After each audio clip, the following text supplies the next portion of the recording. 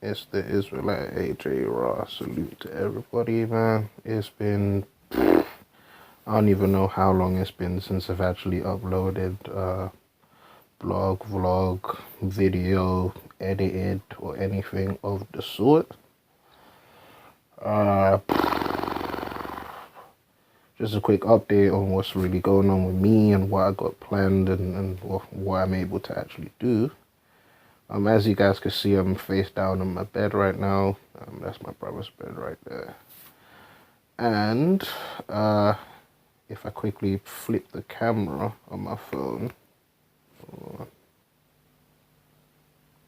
okay, so it's not letting me do that. But yeah, I'm on bed rest. I'm on bed rest. Can't really move too much. I had an injury playing basketball. As you guys know, I love basketball a lot, and recently I just had an injury, so I can't play basketball, can't really do too much. So I broke my tibia and dislocated my ankle on the same foot. So we're looking at least around 3 months, like, without actually doing anything crazy. Apart from actually going crazy. But yeah, and in that time I've had to teach myself to be still and to sit and to just not do much, which is so difficult for somebody like me that likes to bounce around, that likes to move around, that likes to be active, that likes to go for long walks. I like, all of these different things I love doing. I can't do these things no more. I have to just not do anything, which is, boy, you might as well just anyway, I've seen a lot of things like happening. It's so weird how quick things move when you're not moving. I don't really know how else to put that. Just little things. I've seen a lot of big things happen. Eminem came back, dropped Kamikaze, then Joe Budden did his response podcast. To me, there were some things that were interesting that he said, about the behind the scenes label things that you don't necessarily see if you're not in the industry or in the said group that he was talking about, which is one of my favorite groups, especially during college, which was Slaughterhouse. It's so weird. I never knew how long their music would last until they kind of stopped making music, and what I liked about them the most, which is so crazy because at the time, I can't say I wasn't ready, but I just knew that I liked their style of music a lot more than what was popping at the time. Like, Trinidad James was out. I don't even think people remember Trinidad James. And this idiot called Lil B, who's now an internet troll, which is like, what? So there was just a lot of different things going on at the time, and at that point in time in hip hop, where it was like almost a divide. It was like what people refer to as backpack rap, and then on the other side of that was just like auto-tuned, mumbly, repetitive, chorusy type music. Because I don't even want to call it rap. So in between all of that, you had certain standouts like Mac Miller, you had the emergence of Tech Nine, you had Kendrick, you had J. Cole, Hobson, who was doing and killing his ill mind stuff at the time. What else? And then on the other side, you had like, trap as well. You had like Chief Keef, like him coming out, and then Kanye remixing his stuff and putting on the Cruel Summer album. You had all sorts of different things that was going on, but what was being like forced, if it wasn't somebody of Kanye's stature per se, or Drake at the time, who was like, doing both, where he would do like R&B and rap. The main voices in rap was the kind of down south Atlanta-ish, vibe-ish kind of artists. And that was just full of auto-tune and repetitive. Now, not to say Atlanta people can't rap, not to say that Atlanta doesn't have talented rappers, but what was being put on the radio wasn't those type of rappers. And I say all of that to say Mac Miller was somebody who just came and just, it was like a sneak attack. I didn't know who he was. I didn't know what was going on. I just knew that he had a certain vibe about him. Like, not to put any stigma on white rappers, but ever since Eminem kind of just destroyed the stigma of what it means to be a white rapper in the hip hop industry, like, a lot of people have expected that type of impact from the rest of those type of people. MGK was also out at the time and he was dropping his mixtapes and killing it that way. So when I heard him rap and other people start co-signing him, Kendrick start co-signing him, J. Cole start co-signing him, like, and he's on tracks, Absol, Lupe, like, you know, like, it was crazy and he was different. And just this past couple of days, I found out that he's actually passed. Rest in peace to Mac. And it's so funny how we just don't appreciate talent enough until they're not around no more, you know? And I just got kind of upset seeing so many people now like show their appreciation for him and just, oh, he was this, he was that. And it was kind of crazy because when he was alive, it wasn't too many people talking about him like that unless it was about his music. So it was kind of upsetting to see so many people now come out the woodworks talking about, oh, I remember this, I remember that. It is kind of upsetting. But yeah, so rest in peace to Mac Miller. Eminem drops Kamikaze, just decides to say, you know what? I'm tired of all of this crap. You lot didn't like Revival, even though you guys say that all I do is rhyme and all of this stuff. So I'm going to drop some content, but then you don't like the content that I put out. So I'm just going to say, F all of this. I'm being Slim Shady. I'm just going to go and be Slim Shady now. I'm going to say why I feel. I'm not going to put no filter on it. I'm not going to try and appease nobody. I'm being Slim Shady. And my, did he do that.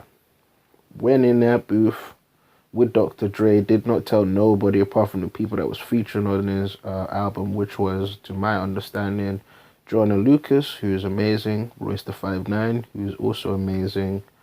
Who else is on there? Excuse me. She can't remember right now, but yeah. I think that's it. As far as rappers go, I don't think there's any other rappers on there. Anyhow, so he does that, and he just addresses a lot of people, a lot of reporters, a lot of media personalities, and it's just ironic how a few years back, like I'd mentioned, Slaughterhouse was a thing. There was a group. There was a big group, and for somebody like me to be saying that that's from London, you know, that's not American, that listened to them quite religiously. So now I hear Joe Budden just go crazy on him. I don't know what came over this dude. I felt like he'd been sitting on this for so long and just wanted to say this. I mean, he admits that he'd been watching M for the longest, since like the mid-90s. But when he opens his mouth and he says stuff like, I was always better than you, I can rap better than you, could always rap better than you, and I've been able to rap better and put out better projects than you for the past 10 years, that there makes me pause, because there's so many different ways I could take this, because you're in a group with other very, very, very skilled and talented MCs. I liked Joe Budden, especially back then when he had his Mood Music series and his mixtapes and stuff. Had Loaded Locks on there. Look at me, King. You know, go back and listen to them, because some of his projects are really good. But when he says stuff like, oh, I was, always better, that's how I felt, and I could rap better, and I put content in my music, and you don't, and what? Huh? That still sounds funny to me right now. That just doesn't sound right coming from Joe Budden. because I've always felt like you wasn't the strongest candidate in your group. I liked on some songs he shined. I'm not even gonna lie. Some songs I just felt like he was able to put his character on the songs. Like there was one song where I think it was DJ Drummer was like, "Hey Joey, put the cigarette out and come get on this shit," and he just gets on there and he raps for like nearly 6-7 minutes straight, body in it. So he can rap very well. I'm not even gonna say he can't, because he can. My thing was, I'm better than Eminem. All Eminem does is rhyme a bunch of words, and Eminem don't put out content. What? I can't digest that and take that in. Now, Rory Amal co-signed him. I'd have thought that if they felt like he was saying something that was like a bit nuts, that made him sound even crazier than he already sounded, that they would have checked him with that. But they co-signed him. Excuse me. I don't know why they co-signed him. I don't know what they felt was right about that statement, because no, Joe Budden, you have never been better than Eminem ever in your whole career ever. Even right now, you're not better than Eminem. For the past never years, for the past how many years you've been rapping, you're not better than him. And this is coming from a black man that is darker than you, that can understand your music the same way like everybody else. And I don't feel like you can rap better than Eminem. Is some of your content relatable? Yes, some of it. I'm not your age yet either. So some of the stuff you rap, I'm not going to understand or digest as much. Or I feel as if the way you articulate it and put it is not as digestible as somebody like a Royce the 5'9", who can paint a picture, then I feel better than you. That's me personally. And M. If you've listened to Kamikaze, like you said, you said you heard the album. You didn't say you listened, you said you heard it. If you listen, there's even one song in there called Venom, and Eminem makes you feel like Eddie Brock on the song. That is content. That's a skill. To make a listener feel something, or to paint a picture, or to make them feel like a particular character, or to get a particular character across, that is content. That is art. That is definitely a skill and a talent. There's another song in there called Stepping Stones.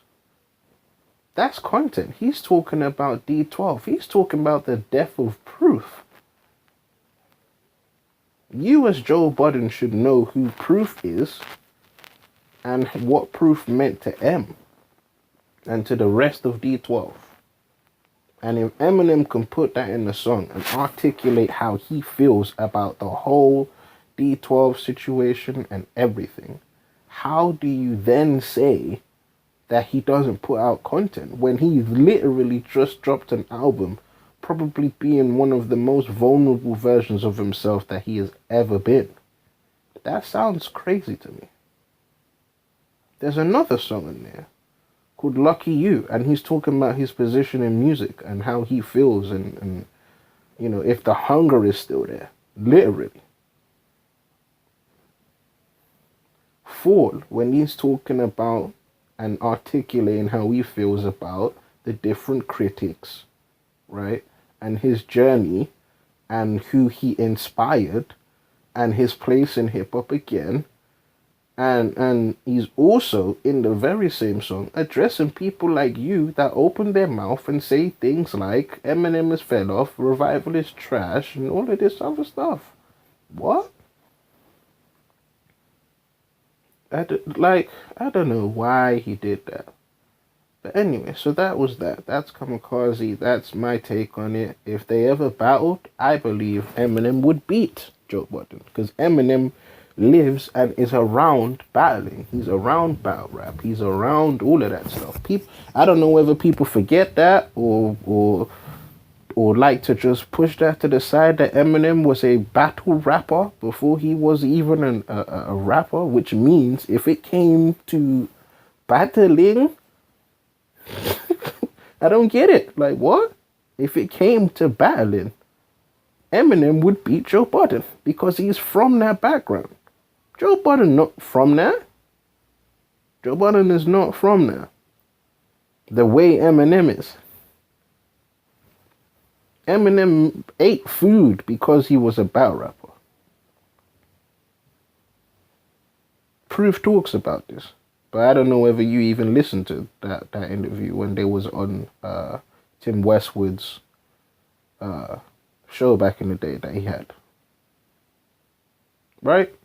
Proof talks about what it was like for M. M was a battle MC first. He wasn't a rap artist. He didn't have hit singles like that. He was a battle MC. Scribble Jam, which he also talks about on this album, if you listened to it.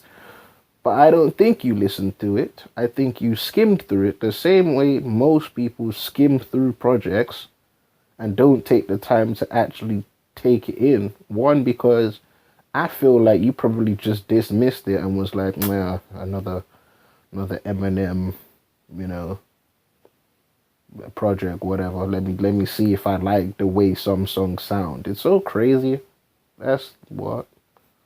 Anyway, so Joe, no, I don't agree with that at all.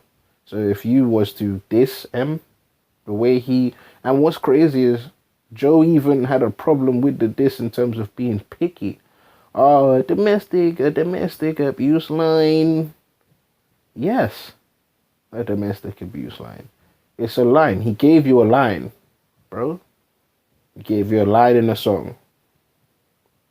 What? You want a whole song from M? I don't think you want a whole song from M, because you somehow seem to have convinced everybody that that's what you want. I don't think you want to be battle rapping. And I don't think you want to be dissing. I don't think you want to be confronting M. I really don't think you do. Even though you spent 101 minutes on it, screaming and shouting and trying to convince everyone that's listening that you are somehow better and that that's what you want. I really don't think that that's what you want. Because I don't know if you will actually rap. I think that what you would do is you would try to go the personal route, right? And try to expose what went on in the Slaughterhouse Group through song. Now, if you think that's gonna body Eminem, then I don't know, bro. Because if you're dissing M, then diss M. Don't diss the situation you was in, and you feel like you was in that situation because of M. See the difference? That's what. Now we get to the MGK thing. Again, I liked MGK when he was coming up, but I liked his mixtapes more than his albums. I felt like he was more expressive on his mixtapes than he was on his albums. He comes and he disses M. Everyone's, MGK bodied him. No. No, he didn't body M. It was a nice attempt. He didn't body bag him. What? No, he didn't body bag him. Everyone was more shocked at the fact that he went at him, not that he body bagged him. Because when we break down these bars, because I'm a wordsmith, I'm a lyrical genius, I'm a poet. When I listen to music, I'm listening for lyrics, bars, or I'm waiting for you to take me on a journey, or I'm seeing what type of atmosphere that you put me in when I'm listening to your music. You spoke about Eminem's beard. You spoke about M being rich. You called him the greatest. And you called yourself the younger him, which is just not true. No, you're not the younger Eminem, MGK. Then you went at his daughter. Are you alright, bro? What? What are you doing going at Eminem's daughter? And then you dissed Kim.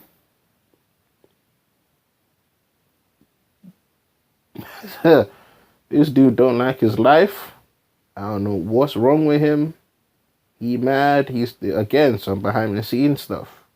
He mad. He's saying all of this, that. Like, why are you tweeting about Eminem in 2012 when you're still on the rise, bro? Why are you mentioning his daughter? I don't know why these people feel the need to mention Eminem's daughter, bro. Ask Ja Rule what happens to you when you mention M's daughter. Like, Eminem already puts things into perspective for you. But the last thing you want to be doing is mentioning his child, bro. He don't got no filler or filter after that. He's going to ruin you if you mention Haley. If you ain't a hip hop head, then of course you're not gonna know this stuff. Do not mention Eminem's daughter. He has a disc coming out. It was supposed to be out recently, but due to the passing of Mac Miller, I think he's held it back a bit. And people are saying it's too late for him to release it and all this other nonsense. If somebody has died, I don't think Eminem's going to be that much of an idiot and put out a diss whilst hip-hop is mourning Mac Miller. I don't think he's stupid enough to do that. That's just dumb. There's that. And lastly, I want to say, I know this is a long-ass video, but you know, and it's probably not going to be edited either because I don't have my equipment, but whatever. Lastly, in hip-hop, as far as I'm aware, Lupe says that he'll beat Joe Budden and M. I don't know about that. And Lupe is amazing. Again, he's probably the only person, along with King Los, that can probably freestyle along with M and not get outshined. The somebody that I'm confident in, that I know will step up and stand out and not get outshined completely, is King Los. Another person would be Lupe Fiasco. Definitely. Tech 9 also. Not the fake battle rap Tech 9. The one from Kansas that can like wrap circles around nearly everybody. Him. So though Lupe's in that tier to me. And Andre 3000. So there's that. I think it would be dope to see it, but I don't know if Joe Budden probably just get on the mic again. Yeah, Lupe Fiasco, man. Yeah. I don't like it. Like, you know. And I like Media Joe, but sometimes I just feel like, no, bro, you crazy. That's just not, like, well, no. I don't believe that. No. Like, no. Right.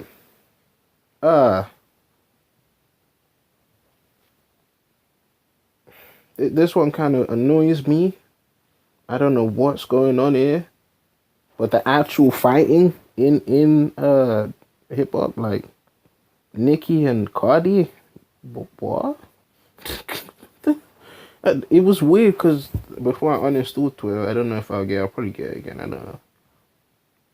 Like, I'm scrolling and I see it. Like, there's a video and whatnot, and people are like roasting both of them. But it was like, why is Cardi trying to fight Nicki at New York Fashion Week? Like, physically trying to fight her. What are you doing, Cardi? And then I realized, okay, well, you come from Love and Hip Hop, which means you don't care where you are. You're ready to do stupid things everywhere. So, you know, I don't know why I expected something different from her. Like, and Nicki, like, she's obviously trying to be as chill as possible, but because she's in that situation, they both just look stupid. Cardi looks way more stupid than Nicki, but I wish Nicki wasn't in the situation. Like, she didn't provoke it, but then people are arguing that she did provoke it by liking a comment that somebody else said about Cardi B's parenting. And that warranted Cardi B to try and physically confront Nicki. Not the person that said it, but Nicki. Which I feel like she just wanted a reason to get at Nicki, to be real. I don't think that, you know, that that's enough to physically try and get someone when there's over 1,000 cameras because it's New York Fashion Week. It's disappointing, man. As a black man, I don't want to see black women fighting like that. So there's that. Serena Williams getting cheated by an umpire. That just sounds stupid. That sounds ridiculous. That, I don't know what these, I just don't, like, it's like, excuse me, she's too good for you in the sport. Like, she's been dominating. You don't want to see a black woman dominate the way she's dominating. So you try and accuse her of cheating and all this other stuff. Like, they've been trying to do little outside of the box, stick to the rules type nonsense to throw her off. And unfortunately, it threw her off. She couldn't concentrate. And somebody that was on the other end, and I'm so sorry, I don't remember her name. That's so bad. But this young queen, semi-queen, wins her first US title, but everybody was upset because it wasn't completely fair. Like, you know? And she's black and she's of Asian descent as well. She's mixed. I say she's mixed. People are calling her black. I believe she's mixed. I don't believe she's all the way black. So there's that. Those are the things I've seen so far. Battle rap, that's gonna be addressed in a whole nother, like, one of these, if this uploads. My phone's funny like that. I miss doing this stuff, but I'm probably gonna be doing it from my phone from now on. So yeah. It's been the Israelite AJ Raw. Absolutely.